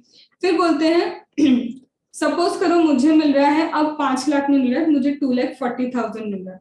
जब 2,40,000 मिल रहा है तो मुझे तो सोचना ही नहीं कि वो इंडिविजुअल है, एचयूएफ है, कंपनी है, क्या है, कुछ भी नहीं सोचना। 2,40,000 पे कोई टीडीएस नहीं आता है। अब मेरा ये जो घर है, मेरा और मेरे भाई का, हम को ओनर है। मुझे कितना मिलता है, मुझे मिलता है 4,80,000 टोटल। तुम 4,80,000 देते हो, जिसमें से 2,40,000 उसका है, 2,40,000 मेरा है। अब क्या टीडीएस डिडक्ट होगा? तो अभी भी टीडीएस डिडक्ट नहीं होगा, क्योंकि ये पर्सन वाइज लिमिट है 2,40,000। मेरा एज अ पर्सन 2,40,000, मेरे भाई का एज अ पर्सन 2,40,000 अलग काउंट होगा। तो यहाँ पे पर्सन वाइज लिमिट काउंट होती है। अब ये हो गया तुम्हारा क्या, 2,40,000। बोलते मैम कभी कभार आप रिफंडेबल डिपॉजिट भी तो लेते हो। हम लेते हैं लोगों से कि जब तुमने रेंट पे देना है तो आगे के 3 महीने की हमको क्या चाहिए, कम से कम रेंट आगे के 3 महीने का चाहिए। तुम जब जाओगे 2 महीने का रेंट हम तुमको वापस कर देंगे। रिफंडेबल डिपॉजिट पे कोई भी टीडीएस नाम की चीज अट्रैक्ट नहीं होती है। मैम अरियर्स ऑफ रेंट मिला, मतलब 4 महीने से उसने मुझे रेंट नहीं दिया, कोविड का टाइम चल रहा था, हम भी समझे वो भी समझे, हमने 5-6 महीने रेंट नहीं लिया, अब वो इकट्ठा रेंट दे रहे, तो क्या अब टीडीएस डिडक्ट होगा? ऑब्वियसली होगा। कैसी बात करो, 2,40,000 के ऊपर निकलेगा तो टीडीएस पक्का डिडक्ट होगा। और 2,40,000 के ऊपर निकल गया, लेकिन सामने वाला देने वाला इंडिविजुअल एचयूएफ है, तो उसके टर्नओवर के हिसाब से क्या होगा, तुम्हारा टीडीएस डिडक्ट होगा। मैम क्या ओनर होना जरूरी है प्रॉपर्टी का? तुम रेंट पे दे रहे हो और ओनर हो तभी टीडीएस डिडक्शन होगा? नहीं नहीं, ऐसा नहीं है। सामने वाले का ओनर होना यहाँ जरूरी नहीं। सबलेटिंग का भी कॉन्सेप्ट चलता है, मैंने किसी से रेंट पे लिया, मैंने और किसी को रेंट पे दे दिया, तो सबलेटिंग में भी क्या होगा, यहाँ पे तुम्हारा टीडीएस का डिडक्शन चलेगा। अब इसमें मैम एयरपोर्ट का था, क्या था एयरपोर्ट का? एयरपोर्ट पे हम क्या करते हैं, यहाँ पे फिर से वही बोल रही हूँ, स्पेसिफिकली देखना, तुम लैंड के लिए पेमेंट कर रहे हो, बिल्डिंग के लिए पेमेंट कर रहे हो, या कोई सर्विस के लिए पे कर रहे हो। एयरपोर्ट पे जो जगह रहती है वहां पे उनको landing of the airport airplane भी चाहिए, वहां पे उनको पैसेंजर के लिए भी फैसिलिटी चाहिए, सब कुछ चाहिए उनको, लॉजिंग बोर्डिंग सब कुछ चाहिए। they are not paying only for the purpose of land, they are paying for the purpose of facility। वहां प्रिंसिपल नेचर फैसिलिटी पे जाता है, तो it will not be covered under 194I, it will be covered again under 194C। क्यों? क्योंकि वो तुम्हें किस चीज के लिए पे कर रहे हैं, that is kind of a contract की सर्विस वगैरह भी चाहिए भैया हमको। ठीक है, अब एक और चीज आती है 194IA। IA मतलब इमूवेबल प्रॉपर्टी आई है, इसमें बोला है agriculture land, rural agriculture land को इंक्लूड मत करना। अगर तुमने इमूवेबल प्रॉपर्टी ट्रांसफर की और वो इमूवेबल प्रॉपर्टी एग्रीकल्चर लैंड है, ध्यान से, अर्बन एग्रीकल्चर लैंड नहीं, ओनली रूरल एग्रीकल्चर लैंड अगर तुम ट्रांसफर करते हो रेसिडेंट पर्सन को, जिसका कंसिडरेशन 50 लाख या उससे ज्यादा है, जिसका कंसिडरेशन क्या है 50 लाख भी होगा या उससे ज्यादा होगा, तो तुमको 1% पे क्या लगेगा, टीडीएस लगेगा। अब सुनना ध्यान से ma'am, why rural agriculture land excluded? Rural agriculture land इसलिए एक्सक्लूड किया क्योंकि इसका नेक्सस पूरा तुम्हारे कैपिटल एसेट पे जाता है। कैपिटल एसेट कहाँ पढ़ोगे, कैपिटल गेन के चैप्टर में। वहां बोलता है कैपिटल एसेट मतलब any form of movable immovable property for business purpose हो या बिजनेस पर्पस नहीं हो, और उसमें एक्सेप्शन में लिखा है rural agriculture land of India. Rural agriculture land अगर इंडिया की तो वो कैपिटल एसेट नहीं है। तो सुनो, जब जो चीज कैपिटल एसेट नहीं है उसको ट्रांसफर करोगे तो कैपिटल गेन भी नहीं लगेगा, क्योंकि सेक्शन नंबर 54 जो है तुम्हारा कैपिटल गेन का 45, वो क्या बोलता है, वो बोलता है कि अगर तुम क्या कर रहे हो, कैपिटल एसेट ट्रांसफर कर रहे हो, कैपिटल एसेट ट्रांसफर कर रहे हो, तो उसी प्रीवियस ईयर में टैक्स लगेगा। भाई ये कैपिटल एसेट ही नहीं है तो इसको ट्रांसफर करने पे कैपिटल गेन कैसे एप्लीकेबल होगा? तो यहाँ कोई भी क्या नहीं है, कैपिटल गेन नहीं है, तो जब गेन ही नहीं है तो टैक्स भी नहीं लगेगा। तो रूरल एग्रीकल्चर लैंड पे कोई भी टीडीएस का डिडक्शन का बात नहीं होती है। लोगों ने लूपहोल यूज किया क्या, हम एक काम करते 50 लाख तक लगा रहे ना, हम बोलते पार्किंग चार्ज, हम बोलते मेंटेनेंस चार्ज, हम बोलते हैं इलेक्ट्रिसिटी, ये वाली फैसिलिटी, वो फैसिलिटी, कितनी भी फैसिलिटी का चार्जेस लो at the time of sales, at the time of sales तुम अलग अलग तरह की फैसिलिटी बता दो, लेकिन इट विल बी इंक्लूडेड और वो कंसिडरेशन ही माना जाता है। ठीक है, फिर हमने किया था 194 आईबी। 194 आईबी क्या बोलता है कि अब आप, ये रहा हमारा एक और जो मैं बोल रही थी, यहाँ पे आ गया, ये नया सेक्शन है, ये हमने अभी कवर नहीं किया था। 194 आई में क्या बोला है, इंडिविजुअल एचयूएफ तुमको क्या नहीं करना, नहीं डिडक्ट करना है रेंट। ध्यान से सुनना, हे इंडिविजुअल एचयूएफ तुमको रेंट का डिडक्शन करने की जरूरत नहीं 2,40,000 तक। इंडिविजुअल एचयूएफ के लिए ही है अब ये section, specifically for individual HUF. Page number 361 पे स्पेसिफिकली फॉर इंडिविजुअल एचयूएफ ये सेक्शन बोलता है। तुम्हें हमने 194 आई से मना किया था टीडीएस डिडक्ट करने को, अब हम बोलते हैं अगर पर मंथ का रेंट 50,000 के ऊपर है, पर मंथ किसी को 50,000 के अबाउ रेंट पे कर रहे हो, इंडिविजुअल एचयूएफ तुमसे ही बोल रहे हैं कि अगर तुम 50,000 के अबाउ पे करते हो तो हाँ तुम्हें अब टीडीएस क्या करना होगा, डिडक्ट करना होगा। लेकिन अब सुनो, एक्सेप्शंस हैं इसके अंदर। पहला तो ये सिर्फ इंडिविजुअल एचयूएफ के लिए, ठीक है। दूसरा होता है इंडिविजुअल एचयूएफ अगर तुम 50,000 के ऊपर का रेंट पे करते हो तो ही क्या करना, टीडीएस डिडक्ट करना। यहाँ पे रेट दिया 5%, ठीक है।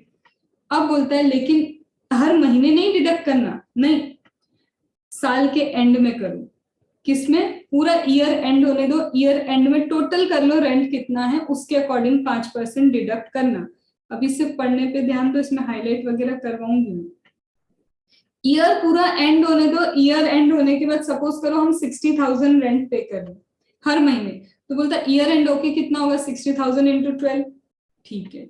तो उसके ऊपर टीडीएस डिडक्ट करना, पहली चीज। अभी सिर्फ इतना ही बोला।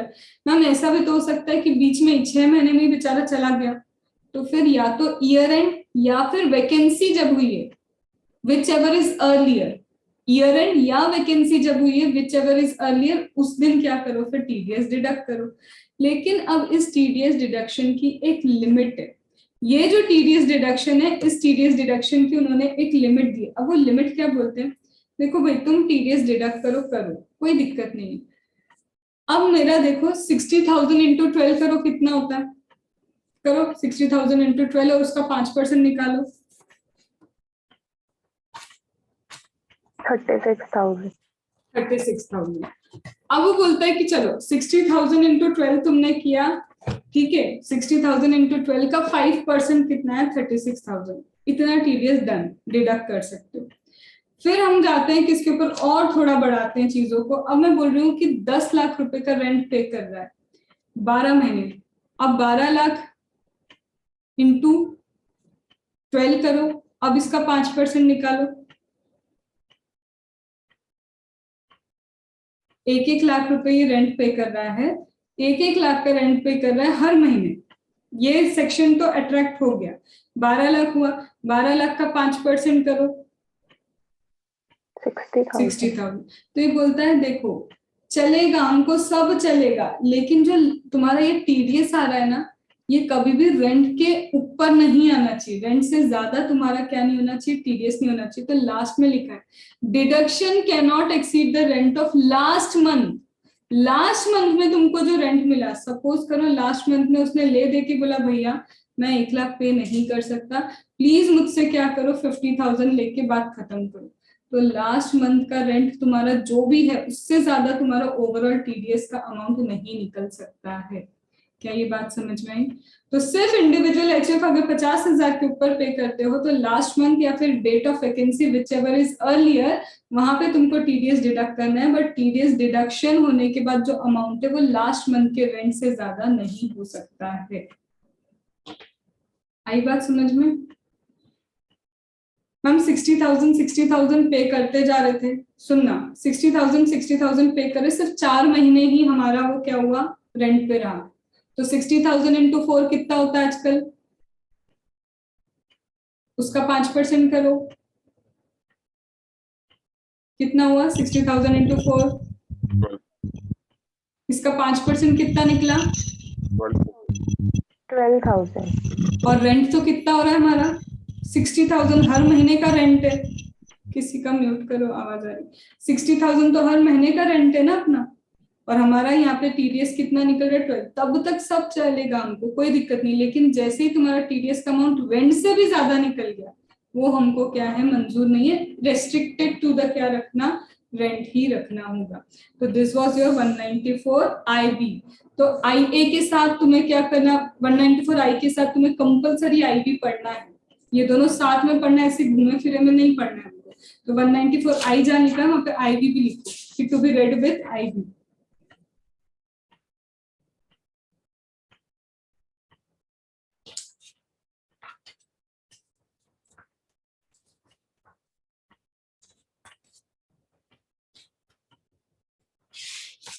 डन। अब इसके बाद हमने क्या किया, 194 आईसी भी क्या था? 194 आईसी क्या है? जॉइंट डेवलपमेंट एग्रीमेंट था कि मेरे क्या जनरली मुंबई वगैरह में ये चीजें चलती है, मेरी एक जमीन है ऐसे ही पड़ी, मेरे को कोई काम नहीं।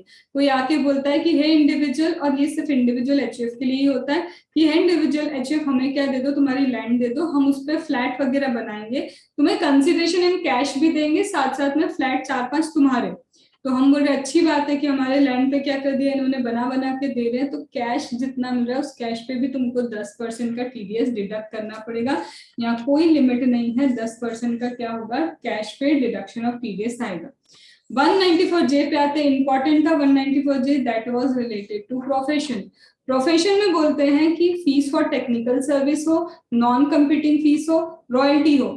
Fees for technical service, royalty, non competing fees, या फिर तुम क्या कर रहे हो, रेमुनरेशन डायरेक्टर को पे कर रहे हो, तो फिर से पे करने वाला इंडिविजुअल एचयूएफ भी हो सकता है, उसका टर्नओवर चेक करना है। पेमेंट रेसिडेंट पर्सन को ही होना चाहिए, तो तुमको 10% पे टीडीएस डिडक्ट होगा। लेकिन कॉल सेंटर है, टेक्निकल सर्विस तुम्हारी प्रोफेशनल नेचर की नहीं है, और रॉयल्टी सिनेमेटोग्राफी वाली है, तुम्हारा 10 की जगह 2% पे टीडीएस क्या होता था, डिडक्ट होता था। यहाँ पे हर एक सर्विस की इंडिविजुअली लिमिट 30,000 है। इंडिविजुअली यहाँ कोई एग्रीगेट लिमिट नहीं है, हर सर्विस की इंडिविजुअली लिमिट 30,000 है। लेकिन डायरेक्टर जो है, डायरेक्टर की तो कोई लिमिट ही नहीं है, इनको जब जब पे करोगे टीडीएस तुम्हारा डिडक्ट होगा। मैम पर्सनल नेचर के लिए पे कर रहे तो रिमेंबर 194C एंड जे बोलता है पर्सनल नेचर की बात नहीं होगी, और यहाँ तो पर्सनल नेचर इसने हटाया, फिर एक सेक्शन आगे इंक्लूड किया है जिसमें इन सब के इंडिविजुअल एचयूएफ को कवर करके बोला 5% से डिडक्शन करना, वो अभी आगे आएगा। फिर यहाँ पे एक चीज और थी, इंश्योरेंस वालों की बातें कर लेते हैं। यहीं पे हमारा हॉस्पिटल है, हॉस्पिटल में एक थर्ड पार्टी एडमिनिस्ट्रेटर होता है, ठीक है, और एक जो इंश्योरेंस कंपनी है, 3 लोग हैं, हॉस्पिटल, थर्ड पार्टी एडमिनिस्ट्रेटर, और उसके ऊपर होती है इंश्योरेंस कंपनी।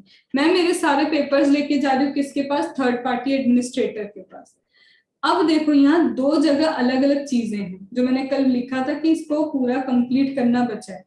मैंने क्या किया, ये मेरे सारे पेपर्स, मैंने थर्ड पार्टी एडमिनिस्ट्रेटर को बोला कि ये लो मेरे पेपर चेक कर लो। अब थर्ड पार्टी एडमिनिस्ट्रेटर मुझे कैशलेस का क्या करवाएगा, पेमेंट करवा के देगा। वो टेक्निकल नेचर की चीजें कर रहा है, वो चेक करेगा एक एक चीज अच्छे से कि सच में तुमको ये इंश्योरेंस का पैसा मिलना चाहिए या नहीं मिलना चाहिए। तो he is providing the technical nature का सर्विस। तो हम दोनों के बीच में जब बात होगी, हमारा कोई कॉन्ट्रैक्ट नहीं हुआ उससे, मैं एक क्या हूँ, पेशेंट की अटेंडेंट हूँ, मैं जाके बोल रही हूँ कि भैया ये लो मेरे पेपर्स, मुझे क्या चाहिए, इंश्योरेंस। वो मेरी बात हो रही, मैं कौन हूँ, मैं पेशेंट की अटेंडेंट हूँ। थर्ड पार्टी और इंश्योरेंस वालों ने क्या करके रखा है, आपस में टाई अप करके रखा। अब बोलो ये 194C है कि उन दोनों का 194G है? तो वहां पे उन दोनों के लिए तो 194J है। क्यों 194J? क्योंकि वो टेक्निकल नेचर की सर्विसेज प्रोवाइड करके दे रहा है वहां। अब यहां सोचने में यह आता, मैम ये थर्ड पार्टी एडमिनिस्ट्रेटर और अटेंडेंट का तो कोई रिश्ता नहीं, समझ में आया। लेकिन हॉस्पिटल का क्या, हॉस्पिटल थर्ड पार्टी एडमिनिस्ट्रेटर बिठा रहा है क्या? नहीं, हॉस्पिटल नहीं बिठाता है, वो इंश्योरेंस कमीशन वाले ही, इंश्योरेंस की जिनके टाइप होते ना, वही लोग अपना पर्सन वहां बिठा के रखते, तो हॉस्पिटल और उनका कोई लेना देना नहीं है। तो वहां पे ना तो 194C आता है, ना ही वहां पे 194J आता है, क्योंकि ये हॉस्पिटल ने थर्ड पार्टी एडमिनिस्ट्रेटर को बिठा के नहीं रखा। वो खुद इंश्योरेंस कंपनी होती है जो एक थर्ड पार्टी एडमिनिस्ट्रेटर को बिठाती है कि तुम सारी टेक्निकलिटीज क्या करना, चेक करना, सब कुछ सही निकले तो इंश्योरेंस हमारा क्या होगा, रिलीज होगा, यहाँ से नहीं होगा। तो ना पे 194C नहीं है, वहां पे 194J आएगा। लेकिन हाँ, अगर किसी और को, हम क्या बोलते हैं, हम किसी और को रख रहे हैं, हम किसी और को रख रहे हैं, सुनना, हॉस्पिटल किसी बंदे को रख रहा है कि एक बार तू भी चेक कर लेना भैया कि अननेसेसरी हमारा इंश्योरेंस लोगों का रुक तो नहीं रहा है। अब चेक करो कि उसको रखा है तो एम्प्लॉय की तरह रखा है, 192 में डिडक्शन कर रहे हैं उसका, कि उसका क्या हो रहा है, कॉन्ट्रैक्ट दे दिया कि देखो तुम जितना भी हमसे रिलीज करवाओगे ना, इंश्योरेंस बिठा के करवाओ लोगों के यहाँ, हम तुम्हें कमीशन देंगे। तो यहाँ पे वो 194C में कवर हो जाते हैं। मतलब तुम देखो कि कौन से नेचर का कॉन्ट्रैक्ट चल रहा है। अगर थर्ड पार्टी और इंश्योरेंस कंपनी है तो वो तो बैठ के टेक्निकलिटीज चेक कर रहा है, तो टेक्निकल सर्विस ही प्रोवाइड कर रहा है, that will be covered under 194J। हमारी अगर हमारा हॉस्पिटल किसी को रख रहा है कि बैठ बैठ के देख सारी चीजें सही है कि नहीं, हम 192 में करते हैं उसका काम, तो वहां पे क्या हो जाएगा 192। हम बोले तू क्या कर, एक काम कर, इंश्योरेंस करवा के दे हमको। हम कौन है, इसको थोड़ा सा रोकते, सबसे पहले उसको बिठा, उसको बोला एक बार टेक्निकलिटीज तुम भी चेक करना, ऐसा नहीं है लोगों का अननेसेसरी इंश्योरेंस डिले हो रहा है और हमको दिक्कत हो रही। अगर 192 में तो वो क्या होगा, तुम्हारा एम्प्लॉय होगा। अब सपोज करो वही इंश्योरेंस कंपनी किसी और पर्सन को बिठा के बोल रही है, वही इंश्योरेंस कंपनी हमारे हॉस्पिटल में एक पर्सन को बिठा के बोल रही है तुम यहीं पे इंश्योरेंस करवाओ लोगों का, यहाँ उसे कमीशन मिलेगा। अब कमीशन फॉर द इंश्योरेंस मिल रहा है, एजेंट हो गया वो, तो यहाँ पे फिर तुम्हारा कहाँ चला जाएगा, 194D के अंदर चला जाएगा। तो तुम्हें यहाँ सोचना पड़ेगा, एज एन एजेंट कोई बैठा है, एज अ थर्ड पार्टी कोई बैठा है, या फिर हमने किसी को एज एन एम्प्लॉय बिठा के रखा है। तो तीनों में देख रहे हो सेक्शंस बदल जाते हैं, नेचर के हिसाब से पूरा टीडीएस का क्या हो जाता है, चेंज हो जाता है सेक्शन। यहाँ तक बात समझ में आई? ठीक है, अब हाँ बोलो। टीपीए अगर पे कर रहा है तो टीपीए करेगा डिडक्ट या इंश्योरेंस कंपनी करेगी? पेयर कौन होता है, ये TPA as an insurance company के लिए काम कर रहा है, तो इंश्योरेंस कंपनी उसको पेमेंट करती है। तो पेमेंट करते वक्त टीपीए को वो क्या कर लेती है, उसका 194J में टीडीएस डिडक्ट कर लेती है, क्योंकि वो कंपनी को प्रोवाइड कर रहा है टेक्निकल सर्विस। मैंने एक क्लाइंट किया था, उसमें टीपीए डायरेक्ट हॉस्पिटल को पे कर रहा था। टीपीए, हाँ, तो हॉस्पिटल को वो करवा, दो चीज होती है, देखो तुम समझो, मैं थर्ड पार्टी हूँ, मैं ही हूँ वो, मैंने तुमसे क्या लिया, सारे इंश्योरेंस के पेपर लिए, मैं चेक कर रही हूँ, पेमेंट तो इनडायरेक्टली इंश्योरेंस कंपनी से ही निकलवा के दे रही हूँ ना मैं। अब अगर यहाँ पे अगर टीडीएस डिडक्ट हो गया तो वो फिर इंश्योरेंस कंपनी डिडक्शन नहीं करेगी, और अगर यहाँ पे डिडक्ट हो गया है तो हम टीपीए की तरह क्या नहीं करेंगे, फिर डिडक्शन नहीं करेंगे। आया समझ में? जैसा ऐसा सेम तुमने ई कॉमर्स ऑपरेटर में भी पढ़ा कि अगर इधर डिडक्शन हो गया तो ऊपर नहीं होगा, और ऊपर हो गया तो इधर नहीं होगा, ऐसा। अब आते 194K। 194K तुम्हें पता होना चाहिए ये चीज, जिस तरह से डिविडेंड इस दुनिया में वापस से शेयर होल्डर्स के लिए टैक्सेबल हुआ है, वैसे यूनिट की जो इनकम होती है, म्यूचुअल फंड यूटीआई की यूनिट्स की इनकम, वो भी अब जाके वापस से यूनिट होल्डर्स के हैंड में टैक्सेबल हुई। तो अगर 5000 से ऊपर है तो ही टीडीएस लगेगा, 5000 तक कोई टीडीएस नहीं लगेगा 10% का रेसिडेंट के लिए टीडीएस। फिर आते हैं हम एलए मतलब ले लिया, कंपलसरी एक्विजिशन किया, अगर 2.5 लाख से ऊपर का कंपनसेशन मिलता है तो 10% पे रेसिडेंट के लिए क्या होगा, टीडीएस लगेगा। अब नया सेक्शन फिर से आ जाओ, 194M जो नहीं पढ़ा था। 194M क्या बोलता है, तुम्हें दिख रहा है ये चीज, वर्क्स कॉन्ट्रैक्ट कहीं तो पढ़ा है, कौन सा सेक्शन था ये, वर्क एंड कॉन्ट्रैक्ट से रिलेटेड, बताओ जल्दी, अब भी पढ़ा था 194C। अच्छा, तो 194C आ गया। फिर ये कमीशन ब्रोकरेज, कौन सा था सेक्शन कमीशन ब्रोकरेज का, 194H। वहां पे भी लिखा था, हे इंडिविजुअल एचयूएफ अपना क्या करना, टर्नओवर वगैरह चेक कर लेना, म्यूट करके रखो प्रियंका, ठीक है। फिर उसके बाद क्या लिखा है, फीस फॉर प्रोफेशनल सर्विस, अभी देखा तुमने, मैंने बोला था ये तीनों को, जिन जिन इंडिविजुअल एचयूएफ को इन्होंने छोड़ के रखा था ना, सबको यहाँ पे वापस क्या कर लिया, कवर किया। But in this they have covered only professional service, technical नहीं, रॉयल्टी नहीं, नॉन कंपीटिंग नहीं, सिर्फ प्रोफेशनल नेचर की सर्विस के लिए यहाँ पे बातें करके रखनी। तो बोलते हैं इंडिविजुअल एचएफ 5% से डिडक्शन करना। रेसिडेंट पर्सन को अगर तुम 50 लाख से ऊपर अमाउंट पे कर रहे हो तो, रेंट के केस में 50,000 था, यहाँ पे 50 लाख से ऊपर अगर पे करते हो, respective of the nature, personal purpose है या कोई और पर्पस है। सुनो समझो, इंडिविजुअल मैम पर्सनल पर्पस के लिए जब 194 जे में देता था ना, तब भी उसको टीडीएस मना कर दिया था।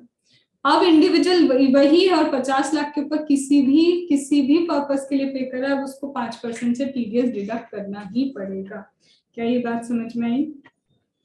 तो 194C, 194H, 194J सबके साथ 194M लगता है, हर जगह लिखो अप्लाई 194M, सब जगह लिखते हुए जाओ। 194C, 194J और 194H, हर जगह ऊपर लिखो 194M।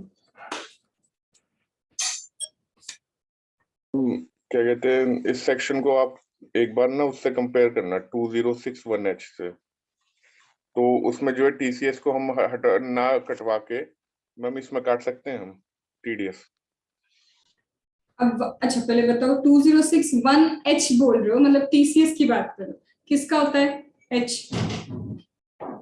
जो 50 लाख से ऊपर की सेल पे जो कटता है।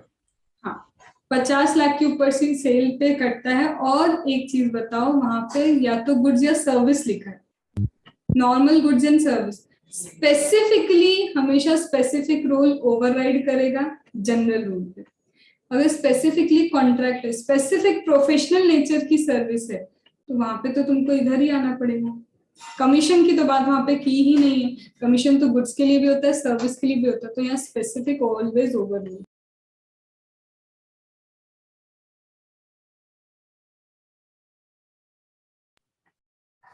ठीक है, चलो इसके बाद 194 है एन, ये भी नया सेक्शन है। अब 194 एन क्या बोलता है?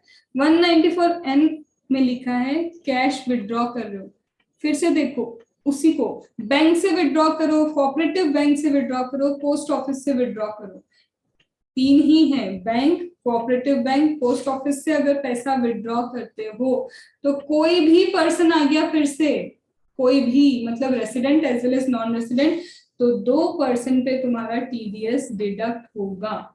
मैम हमेशा होगा क्या, हर विड्रॉल पे डिडक्ट होगा? नहीं। अब देखिए हमने पढ़ा था 194N eight the time of payment, payment के टाइम क्या होगा, हम डिडक्शन करेंगे। सबसे पहले बोलते हैं 1 करोड़ तक अगर आप डिडक्ट कर रहे हो ना, निकाल लो, विड्रॉ करते जाओ। 1 करोड़ तक अगर विड्रॉ कर रहे हो तो हम कुछ भी टीडीएस नहीं लेंगे।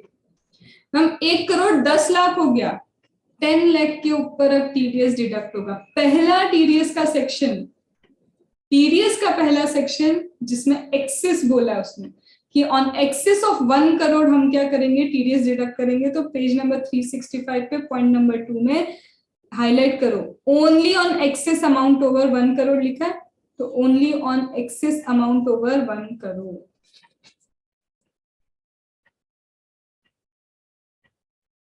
डन। थर्ड नंबर पॉइंट को अब देखो, बोलो प्रियंका। 194 क्यू में भी है ना एक्सेस वाला पॉइंट? किसमें? अभी रुको। अच्छा 194 क्यू का भी बोल रही हो, ठीक है, एक्सेस इसमें भी है। ठीक है। चलो अब यहाँ पे 1 करोड़ है, 1 करोड़ के ऊपर तुम आते हो, 1 करोड़ के ऊपर आते हो तभी भाई साहब टीडीएस लगेगा तुमको, नहीं तो नहीं लगेगा। चलो ये बात समझ में, लेकिन अब कंडीशन है इसके अंदर, इफ पेई has not filed return for 3 preceding previous year. भैया तुमने पिछले 3 साल से रिटर्न फाइल नहीं की है, अब 1 करोड़ लिमिट नहीं है तुम्हारे लिए, सिर्फ लिमिट चेंज करा है। वो कैसे चेंज करा बोल रहा है, देखो अगर तुमने पिछले 3 साल का रिटर्न फाइल किया था, अभी हमारा ईयर क्या चल रहा है, अभी हमारा ईयर बोलो कौन सा ईयर, ये तो बता दो। 21-22, इससे पहले के 3 साल अगर तुमने रिटर्न फाइल कंटिन्यूअस बोल रहा है, तीनों 3 साल, एक भी गायब नहीं होना चाहिए, ऑल 3 प्रीसीडिंग ईयर्स लिखा है, पिछले 3 साल में अगर तुमने रिटर्न फाइल किया तब 1 करोड़ की लिमिट है तुम्हारे लिए। और अगर नहीं किया तो 20 लाख हो जाएगा ये। 20 लाख से ऊपर तुम विड्रॉ करते हो तो क्या होगा, 20 लाख तक हमको कोई दिक्कत नहीं है, do what ever you want, 20 lakh का विड्रॉल करो, नो टीडीएस। 20 लाख के ऊपर 2% का विड्रॉ क्या हो जाएगा, टीडीएस लगेगा। लेकिन जैसे ही तुम्हारा 20 लाख क्रॉस करते करते करते, समझना मेरी बात, 20 लाख तक नो टीडीएस, ठीक है भैया, ये रहा हमारा 20 लाख, 20 लाख तक नो टीडीएस। तुम 20 लाख से ऊपर जा रहे हो जा रहे हो जा रहे हो जा रहे हो, 1 करोड़ तक 2% पे टीडीएस रहेगा, और 1 करोड़ के ऊपर तुम्हारा टीडीएस का रेट कितना हो जाएगा, 5% हो जाएगा। इसका मतलब वो बोल रहे हैं अगर तुमने पिछले 3 साल का रिटर्न फाइल नहीं किया तो तुम्हारे लिए लिमिटेड 20 लाख, 20 लाख तक नो टीडीएस। 20 के ऊपर कितना जा पाओगे, 1 करोड़ तक के लिए 80 लाख की तो जा पाओगे, तो 80 लाख तक कितना है, 2% का टीडीएस। उसके ऊपर अगर जाओगे 1 करोड़ के ऊपर तो 5% हो जाएगा ये अमाउंट। लेकिन यही विड्रॉल हमारी गवर्नमेंट करे, खुद हमारी बैंक करे, खुद हमारा कोऑपरेटिव बैंक करे, खुद पोस्ट ऑफिस करे। ये जो तुम्हारे एटीएम ऑपरेटर है भैया, एटीएम वालों को तो पैसा निकालना ही पड़ता है, ठीक है, तो एटीएम ऑपरेटर करे, या फिर तुम्हारा क्या है, कोई कमीशन एजेंट है, कोई एजेंसी है जिनका काम ही कैश में है, ऑथोराइज डीलर है जो डॉलर लेते हैं कैश देते हैं, कैश देते हैं डॉलर लेते हैं, तो ये सब लोगों को मतलब तुमको रोक के रखा है, तुम्हारे लिए ये सेक्शन एप्लीकेबल नहीं होता है। आई बात समझ में, ठीक है। तो जेन्युइन है ना भैया, तुम एटीएम ऑपरेटर को भी बोलोगे कि तूने एटीएम से पैसा निकाला नहीं कि तेरे को टीडीएस लगाएंगे, वो तो जॉब छोड़ के भाग जाएगा। तो यहाँ पे बोल रहे जेन्युइन चीज है, ऑथोराइज डीलर हो गया, एटीएम ऑपरेटर हो गया, तुम्हारा रजिस्टर्ड एजेंट हो गया, गवर्नमेंट खुद से खुद पैसा लेके करेगी क्या, या फिर बैंक वगैरह अगर पैसा विड्रॉ करते हैं तो यहाँ पे कोई तुम्हारा क्या नहीं आएगा, टीडीएस का कॉन्सेप्ट नहीं आएगा। फिर 194O पे आ जाओ। 194O किसके लिए है मैम? हाँ, इसमें वो एक नोट में लिखा हुआ है पॉइंट नंबर 3 में, रिटर्न्स फॉर 21, 22 विल बी 17, 18, 18, 19, 19, 20। तो 2021 आना चाहिए था ना। अपना प्रीवियस ईयर क्या है अभी, 2021, 21, 22, तो उससे पहले के 3 साल तुमको काउंट करना है। तो मैम उसमें 2021 भी तो आना चाहिए। नहीं, ये फिर कुछ मिसप्रिंट है, इसको मेरे को एक बार बेयरएक्ट से देखने दो, क्योंकि प्रीवियस 3 साल के देखना है, ये बीच का गैप नहीं आएगा। Are you getting? इसमें तो 1 साल का बीच का गैप दे दिया, तो उसको एक बार मुझे बेयरएक्ट से क्रॉस चेक करना मैम है। ऊपर लिखा हुआ है for which due date before starting expired. एक बार देखने दो, क्योंकि इसमें चेंज आना चाहिए, तो पिछली बार का था ये, जब पिछली बार था ना तब का है, तो ये मैं तुमको देख के बताती हूँ, ठीक है। चलो 194O पे आ जाओ। अब 194A में क्या है, ई कॉमर्स ऑपरेटर का किया था कि हे ई कॉमर्स ऑपरेटर, अगर तुम ई कॉमर्स पार्टिसिपेंट को पे करते हो, तुम वो ई कॉमर्स ऑपरेटर दो जो क्या करता है, कैश कलेक्ट करता है। तो 1% की रेट पे तुम्हें ग्रॉस बेसिस पे क्या करना होगा, टीडीएस डिडक्ट करना होगा। लेकिन ये पेमेंट इंडिविजुअल एचयूएफ को कर रहे हो तो 5 लाख तक कोई टीडीएस की जरूरत नहीं, क्योंकि वैसे भी उनका 5 लाख तक कोई टैक्स लगता ही नहीं है, ठीक है। फिर 194P पे आ जाओ डायरेक्ट। इसको एक बार देखो, इसके डिक्लेरेशंस को एक बार पढ़ के रखना, ठीक है। अब आ जाओ 194P, TDS by bank in case of senior citizen. TDS by bank in case of senior citizen. Senior citizen बोलता है जो भी स्पेसिफाइड बैंक है, अगर रेसिडेंट इंडिविजुअल की एज 75 ईयर्स या उससे ज्यादा है तो स्लैब रेट पे टीडीएस डिडक्ट होगा। अब हुआ क्या था, ये क्यों इतना छोटा सा सेक्शन लाने की जरूरत पड़ी, ये बोलते हैं अगर एक सीनियर सिटीजन जिसकी एज कितनी है, 75 या उससे ज्यादा है, ठीक है, तो बोलते हैं उनके लिए स्लैब रेट पे हम टीडीएस डिडक्ट करेंगे। अब हमारी जो न्यूज एजेंसी है, न्यूज वाले हैं, वो इतने महान, इतने अच्छे हैं कि इन्होंने बोला कि 75 या उससे ज्यादा वाले लोगों को टीडीएस ही नहीं लगेगा, टैक्स ही नहीं लगेगा, क्योंकि उनकी भी वैसे भी इनकम शुरुआत में 5 लाख तक तो क्या होती है, 80 वाले लोगों की तो एग्जेम्प्ट होती है, ठीक है। 60 से 75 पे भी जाते हैं, उनकी भी क्या 3 लाख तक का एग्जेम्पशन चलता है। तो इन्होंने बोला इनको टैक्स ही नहीं लगेगा, तो टैक्स नहीं लगेगा तो टीडीएस नहीं लगेगा। तो फिर बेचारों को क्लेरिफाई करना पड़ा, ऐसा नहीं भाई, कोई 75 एज का है जिसकी इनकम अच्छी खासी है, 50 लाख है, तो भाई उसको स्लैब में देखेंगे। जैसे हम स्लैब रेट मतलब जैसे हम कैलकुलेशन करते हैं ना सैलरी का, वैसे कैलकुलेशन करेंगे और उसके कैलकुलेशन में वो जहां पे जाता है ना जिस स्लैब में, उसके अकॉर्डिंग हम उसका टीडीएस का डिडक्शन करेंगे। इसका मतलब ये नहीं कि उनको टैक्स नहीं लगेगा या उनकी टीडीएस का डिडक्शन नहीं होगा। ये सिर्फ एक क्लैरिफिकेशन का सेक्शन है कि जिनकी एज 75 या उससे ज्यादा है, स्लैब के अकॉर्डिंग उनकी इनकम कैलकुलेट होगी और उस अकॉर्डिंग उनका टीडीएस क्या हो जाएगा, डिडक्ट होगा। पूरी स्लैब वगैरह कैलकुलेट किया, डिडक्शन दिया, डिडक्शन देने के बाद पता चलता है 1 लाख का क्या होना चाहिए था, टीडीएस निकलना चाहिए था, तो हम उस बेसिस पे इनका टीडीएस डिडक्ट कर लेंगे, ऐसा बोला हुआ है उसमें। ठीक है। और इसके बाद तुम्हारा सबसे भयंकर 194Q।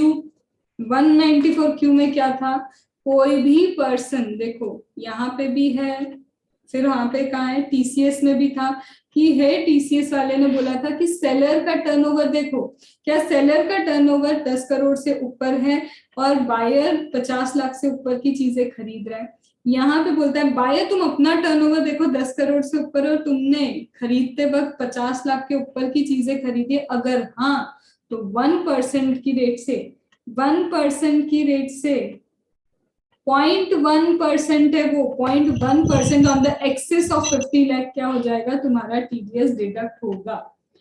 अब कई जगह ऐसा होगा मैम कि ये भी लग रहा है बायर वाला, टीसीएस भी लग रहा है, अब किसको अप्लाई करोगे बताओ, ये भी लगता है ये भी लगता है, तो किसको अप्लाई करें, टीसीएस का कॉन्सेप्ट भी है, टीडीएस का भी, तो इन्होंने क्या बोला था स्पेसिफिकली, फिर किस पे आना, 194Q पे।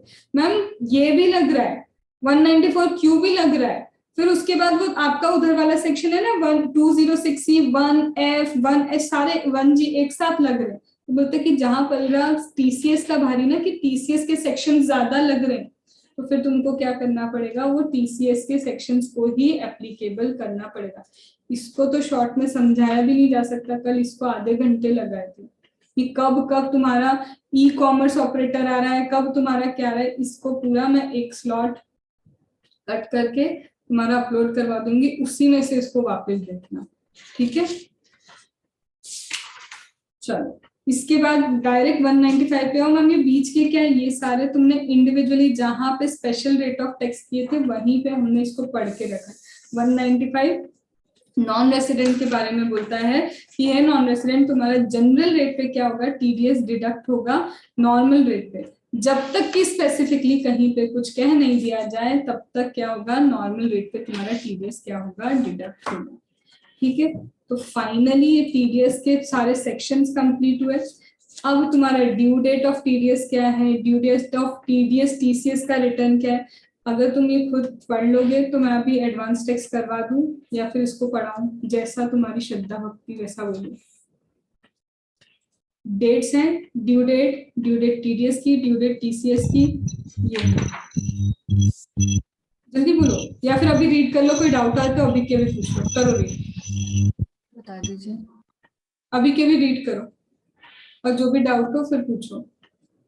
मैम इंटरेस्ट कैलकुलेशन वाला बता दीजिए। हाँ बता रही हूँ, पहले ये पढ़ तो ले।